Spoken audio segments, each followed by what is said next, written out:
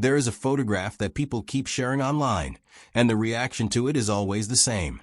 Silence first, then confusion, then a flood of comments that all say something like, "Is that really her?" The woman in the photo is older, wrapped in a simple coat, standing near her home in the south of France. She looks nothing like the posters that once hung on the walls of millions of bedrooms across the world.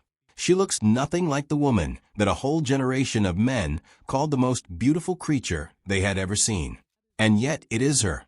It has always been her. The question is not what happened to her face. The question is what happened to the woman behind it, and why the world never really knew her at all. Her name was Brigitte Bardot. And if you were alive in the 1950s or 1960s, that name did not just mean a movie star. It meant something bigger and more dangerous than that. It meant a feeling. It meant a kind of beauty so overwhelming that governments actually discussed banning her films. It meant a face so iconic that the country of France used it as the official face of their national symbol, Marianne, the figure that represents the French Republic itself.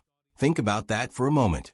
An entire nation looked at Brigitte Bardot and said, "Yes, that is the face of France. That is what beauty is supposed to look like. That is the image we want to carry into history."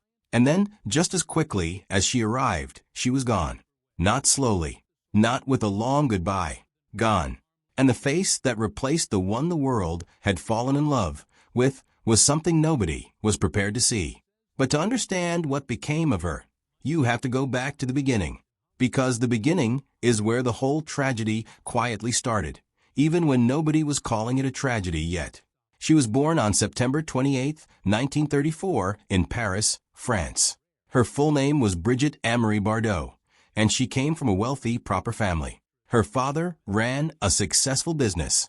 Her mother was devoted to raising her children the right way, which in that world meant ballet lessons, piano lessons, and a very clear sense of how a well-raised young woman was supposed to behave. And Brigitte was good at all of it. She was exceptional at ballet, actually. By the time she was a teenager, she was training at the National Superior Conservatory in Paris, studying seriously and dreaming of a future on the stage. Not a movie screen, a stage. Classical, disciplined, controlled. That was the world she was being prepared for, and she was ready for it. Then, a magazine changed everything. In 1949, when she was just 15 years old, Brigitte Bardot appeared on the cover of Elle, France's most famous women's magazine. She was not trying to launch a career. She was not chasing fame. She was just a pretty girl in a photograph. But that photograph reached the eyes of a young, ambitious director named Roger Vadim. And Roger Vadim looked at that photograph and saw something the rest of the world was not ready for yet. He saw a girl who could be turned into a symbol. So he pursued her. He charmed her parents. He waited until she was old enough. And on December 20th, 1952, when Brigitte was 18 years old, she married him. And from that moment forward, nothing in her life would ever belong entirely to her again.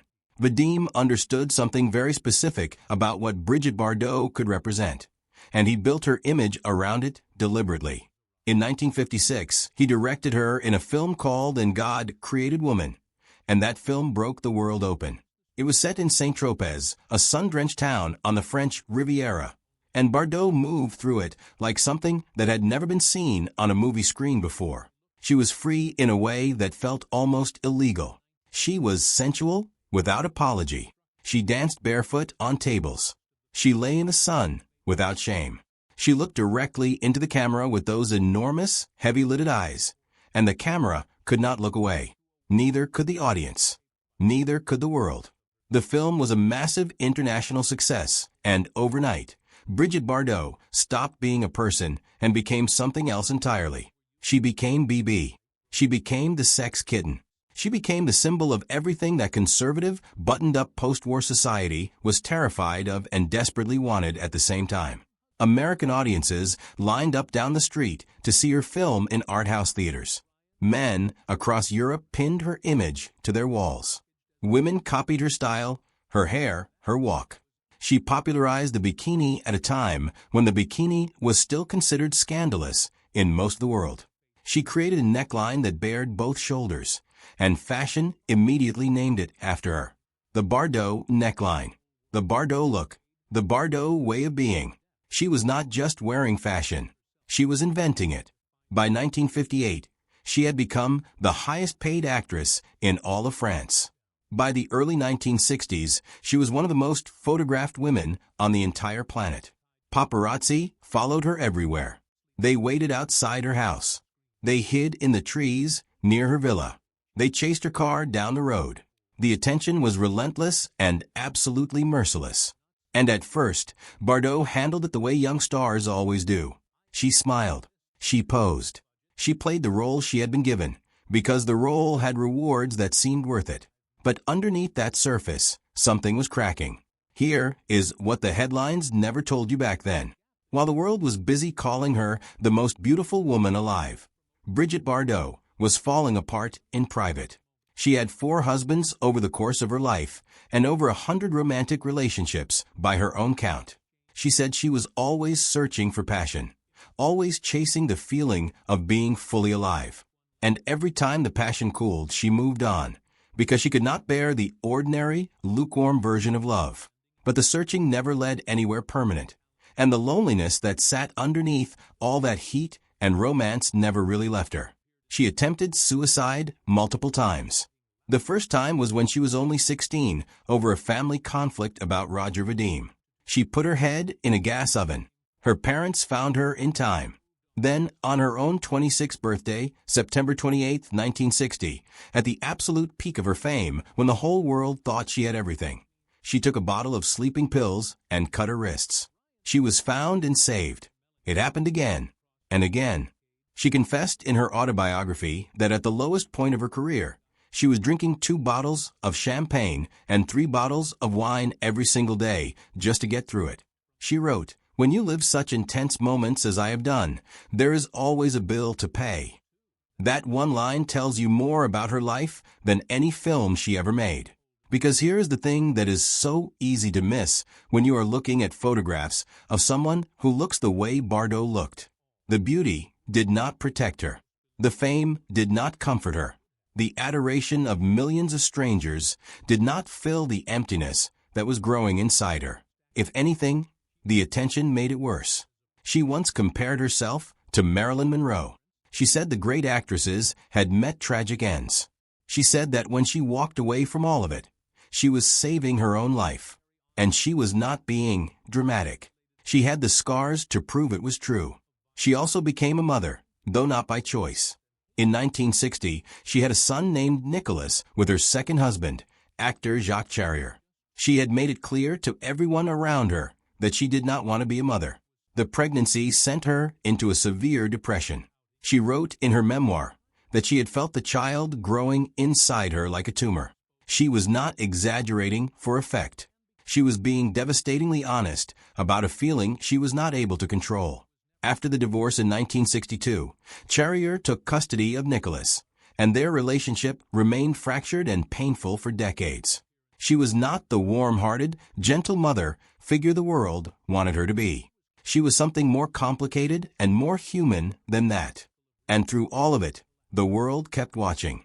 The world kept demanding. The photographers never put down their cameras.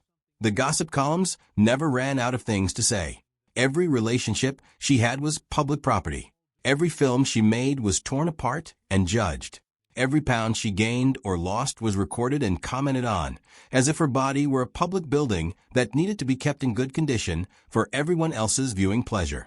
She had been turned into an object so completely that there was no clear line anymore between Brigitte Bardot, the human being, and BB, the symbol the world had built without her full permission. Then, in the spring of 1973, she made a decision that stunned everyone.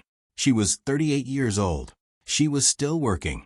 She still had the name and the face and the recognition. And she stopped. She retired completely from acting, walked away from every studio offer, every role, every public appearance, and moved permanently to Saint-Tropez.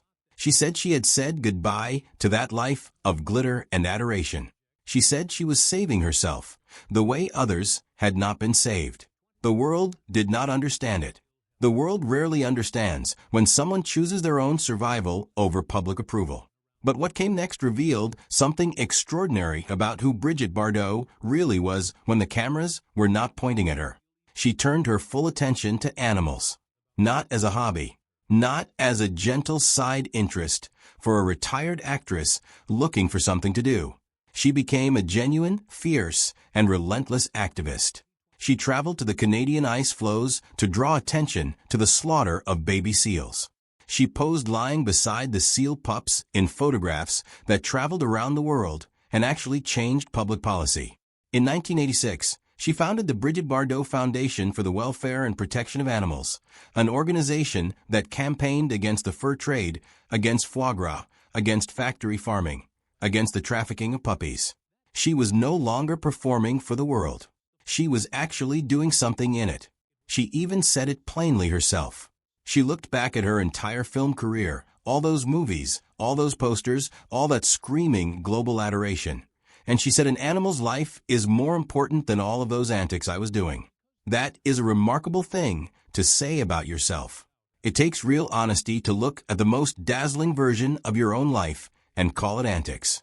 But that was Bardot, always blunt, always willing to say the uncomfortable truth out loud, whether the world liked it or not.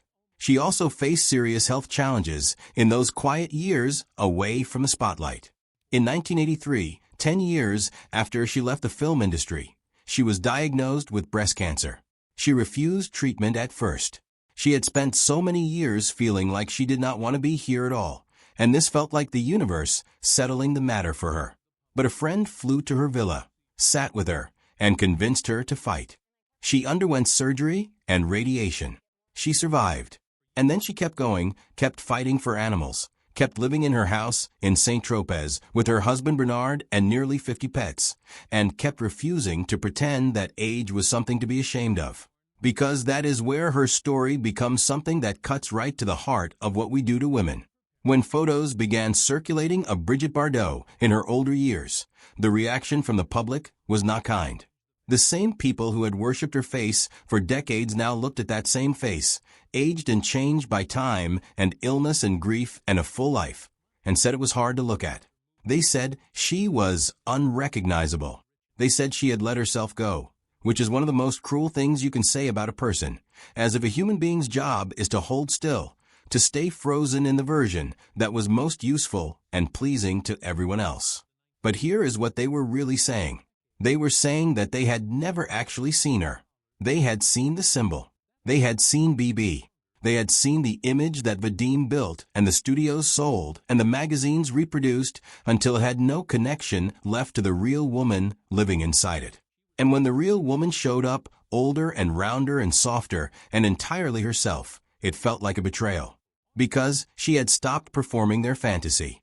The truth is that Brigitte Bardot in her later years was more herself than she had ever been allowed to be during the height of her fame. She was living quietly. She was surrounded by animals she genuinely loved. She had a long marriage to Bernard that outlasted all the others. She was speaking her mind, sometimes to her detriment, always without apology. She was not trying to look young. She was not sneaking off for surgery or spending her mornings in front of a vanity mirror trying to hold back time. She had said very clearly that she was choosing to age on her own terms, and she meant it. She passed away on December 28, 2025, at the age of 91, at her home in Saint-Tropez. French President Emmanuel Macron called her a legend of the century. The whole world paused for a moment and remembered the face on the posters, the woman in the films, the sun-soaked image from And God Created Woman that had made the world lose its mind in 1956. And then, slowly, some people started to look past that image and ask who she really had been. The answer was someone far more interesting, far more troubled, far more real, and far more brave than the symbol they had created. She gave her youth and her beauty to the world, and the world consumed it without asking what it cost her. Then she gave what was left to the animals and to herself. She stopped performing. She stopped pretending. She let the years do what years do, and she did not apologize for any of it. Maybe the real question is not why it became hard for some people to look at her. Maybe the real question is why they were only ever willing to look at one version of her to begin with. Because the woman who walked barefoot through St. Tropez in her old age, feeding her animals and refusing to explain herself to anyone, was the truest version of Brigitte Bardot there ever was. And she was still, if you were willing to actually look, something worth seeing.